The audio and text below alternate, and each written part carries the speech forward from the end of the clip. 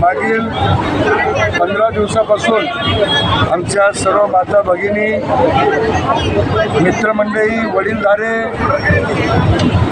नातेवाईक, भारतीय जनता पार्टीचे सर्व नेते, सर्व माझे भारतीय जनता पार्टीचे सहकारी, सर्व माझे कार्यकर्ते आजच्या 15 तारखेपासून रात्रंदिवस आता चारही उमेदवारांना, चारही भारतीय जनता पार्टीच्या उमेदवाराला निवडून आणण्यासाठी मोठ्या प्रमाणात मेहनत करत आहे. त्या मेहनतीचं फलित आज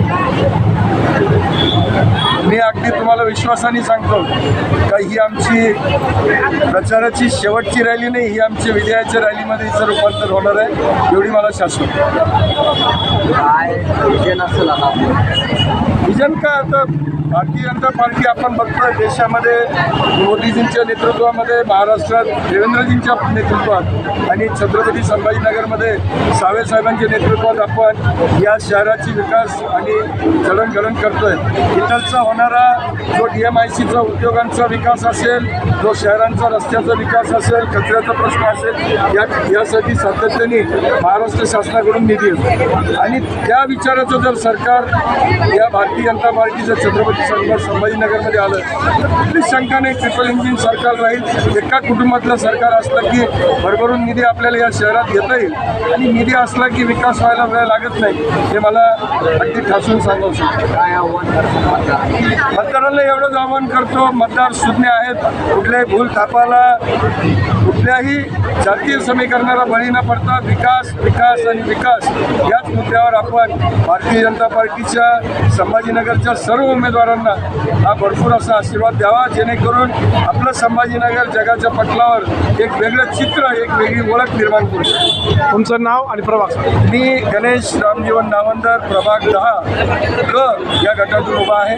माझी पुन्हा एकदा मी सर्व जनतेला आपल्या माध्यमातून आवाहन करतो की माझ्यासोबत असलेल्या अ गटातल्या सुरेखाताई सानप असतील, ब गटातल्या अर्चनाताई चौधरी असतील, मी क गटात आहे आणि ग गटामध्ये माझे सहकारी शिवाजीराव दांडगे या चारही उमेदवारांना आपण भरभरून आशीर्वाद द्यावा. धन्यवाद.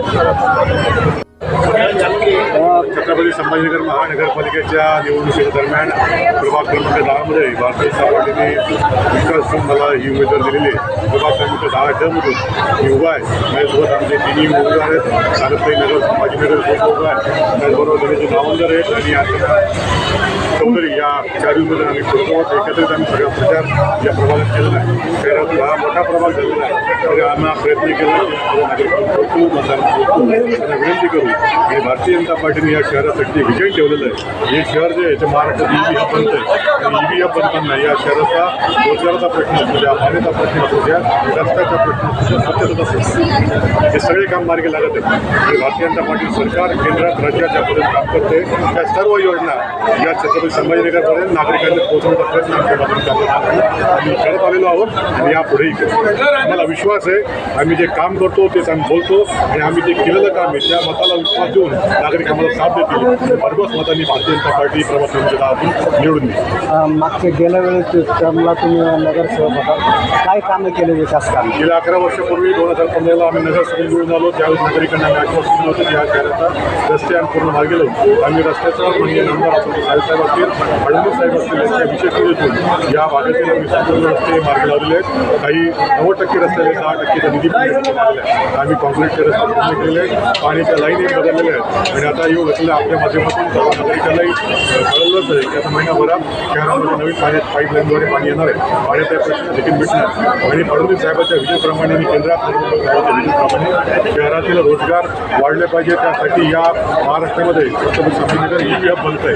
तर आपलं शहर विस्तारानं मोठं होणार आहे आणि इतर मेट्रो सिटीप्रमाणे शहराचा विस्तार मोठ्या गतीने विकसित होणार. यासाठी नागरिकही तयार आहे आणि आम्ही या विजयला घेऊन पुढे करणारे कार्यकर्ते आहोत आणि कार्यकर्त्यांना विकासासाठी नागरिक आमच्यासोबत आहेत. शहरासाठी महत्त्वपूर्ण असलेले 2800 कोटीची जलवाहिनीचा प्रकल्प भाजपमुळे राखला असा आरोप दानवे यांनी केला. या आरोपात कितपत तथ्य आहे? ज्यांनी आरोप केला त्यांनी 40 वर्ष रखडून ठेवलं होतं हे सगळ्या नागरिकाला माहिती.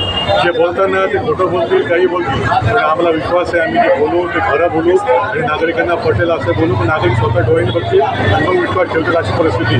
बरेचसे नागरिक आम्ही या भागातून आमदार अतुलजी साहेब बालकृष्ण आणि गायकवाडी पण गेलो नागरिकांनी स्वतः बघितलं काम काय पद्धतीने सुरू आहे. गेल्या 2.5 वर्षामध्ये फडणवीस साहेबांच्या सरकारमध्ये हे पैसे जे आले ते फडणवीस साहेबांनी दिले त्याच्यामधून एक गती मिळाली ते 95% काम झालेलं आहे. आपल्या माध्यमातून नागरिकांना कळलं की 3600 हॉर्स पॉवरचा पंप पहिला टेस्टिंग सुरू झालेली आणि येणाऱ्या महिन्याभरातच 1 दिवस आणि पाणी कमी होणार आहे. येणाऱ्या दिवाळीपर्यंत 1 दिवस आड पाणी सुरू होईल हे आपल्या माध्यमातून नागरिकांना पोहोचलेलं आहे. पण एक पॉझिटिव्ह गोष्ट आहे आणि शहराच्या विकासासाठी पॉझिटिव्ह राहणं हे आमचं कार्य आहे आणि पॉझिटिव्ह आम्ही विषय घेऊन पॉझिटिव्ह विकास आणतो.